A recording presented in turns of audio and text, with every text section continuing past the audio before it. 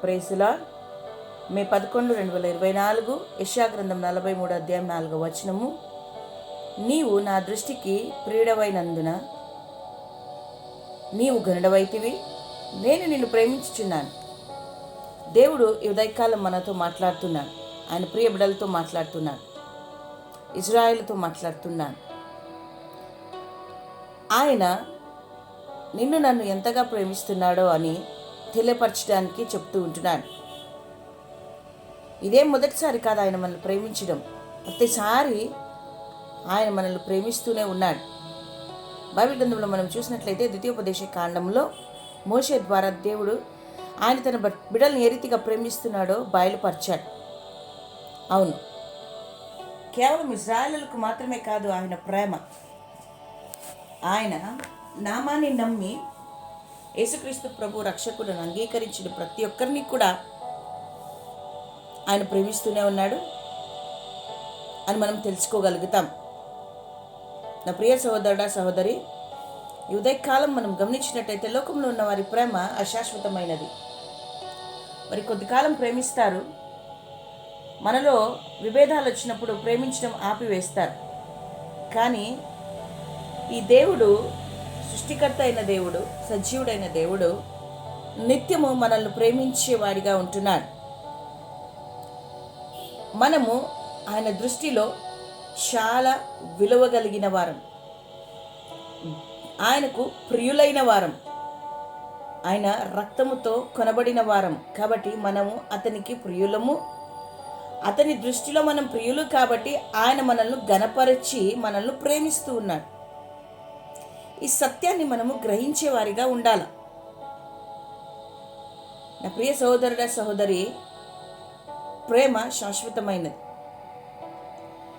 ఆ యొక్క కల్వరి ప్రేమతో ఆయన నిన్ను నన్ను ప్రేమిస్తూ ఉంటున్నాడు. మనము ఆయన ప్రేమ సముద్రము కంటే లోతైనది, శిఖరము కంటే ఎత్తైనది.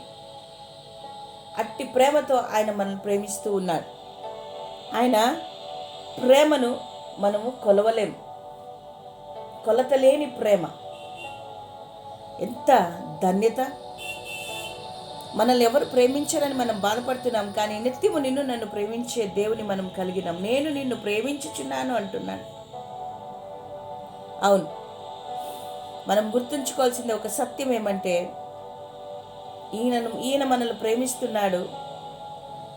నిత్యత్వంలో కూడా నిత్యము మనల్ని ప్రేమించే దేవుడిగా ఆయన ఉంటాడు. శాశ్వతమైన ప్రేమతో మనల్ని ప్రేమిస్తూనే ఉంటాడు. ఈ ప్రేమలో మరి ఎటువంటి క్రోధము, కపటము లేని ప్రేమ. ఈరోజు నువ్వే స్థితిలో ఉన్నావో దానికి మాత్రమే తెలుసు. నువ్వే స్థితిలో ఉన్నా నిన్ను అలాగే ప్రేమించే దేవుడై ఉంటున్నాడు. నీవు ఆయన దృష్టికి చాలా ప్రియుడు. మరొక్కసారి ఆయన జ్ఞాపకం చేస్తున్నాడు. నువ్వు నాకు ప్రియుడవు గనుక నేను నిన్ను గణపరిచి నేను నిన్ను ప్రేమిస్తానని నేను మాట ఇస్తూ ఉంటున్నాడు. దేనికి స్తోత్రం కలుగును గాక.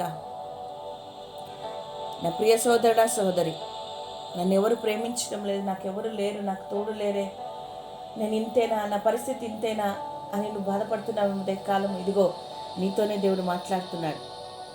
నువ్వు చాలా ప్రియుడవు కాబట్టి నిన్ను గణపరిచి నిన్ను ఆయన ఎల్లవేళలా ప్రేమించే దేవుడిగా, నిన్ను ఆదుకునేవానిగా, నిన్ను నడిపించేవానిగా, నిన్ను హత్తుకునేవానిగా, నీకు తోడుగా ఉండి నిన్ను నడిపిస్తానని ఆయన ఉదయకాలము వాగ్దానం చేస్తున్నాడు.